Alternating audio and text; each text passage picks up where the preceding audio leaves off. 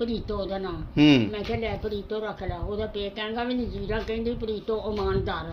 ਅੱਛਾ ਮੈਂ ਕਿਹਾ ਤੁਹਾਡੇ ਕੋਲ ਚ ਲੱਭਾ।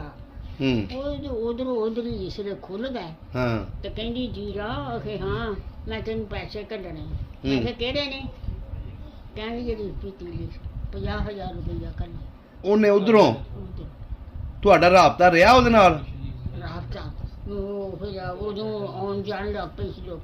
ਅੱਛਾ 50,000 ਰੁਪਇਆ ਕੱਢਿਆ। ਕਹਿੰਦੀ ਜਿਹੜੀ ਤੇਰੀ ਪਤੀਲੀ ਸੀ ਮੇਰੇ ਕੋਲ। ਮੈਂ ਕਹਿੰਦੀ ਪ੍ਰੀਤੋ ਜਾਣ ਦੇ ਤੂੰ ਹੁਣ ਦੇਖਣਾ। ਕਹਿਣ ਲੱਗੀ ਹੋਰ ਮੈਨੂੰ ਦੱਸ ਮੈਂ ਤੈਨੂੰ ਹੋਰ ਘੱਲਿਆ ਕਰਾਂ। ਓਏ ਹੋਏ ਤੁਹਾਡੀ ਜ਼ਮੀਨਾਂ ਦਾ ਪੈਸਾ ਬਥੇਰਾ ਆ। ਮੈਂ ਕਿਹਾ ਦੇਗਾ।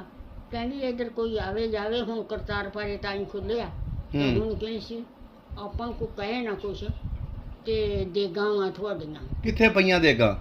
ਦੇਗਾ ਸਾਡੀ ਜ਼ਮੀਨ ਦੇ ਵਿੱਚੋਂ ਤਾਂਬਾ ਨਿਕਲਦਾ ਸੀ। ਅੱਛਾ ਮੇਰੀ ਨਾਨਕਿਆਂ ਦੀ ਜ਼ਮੀਨ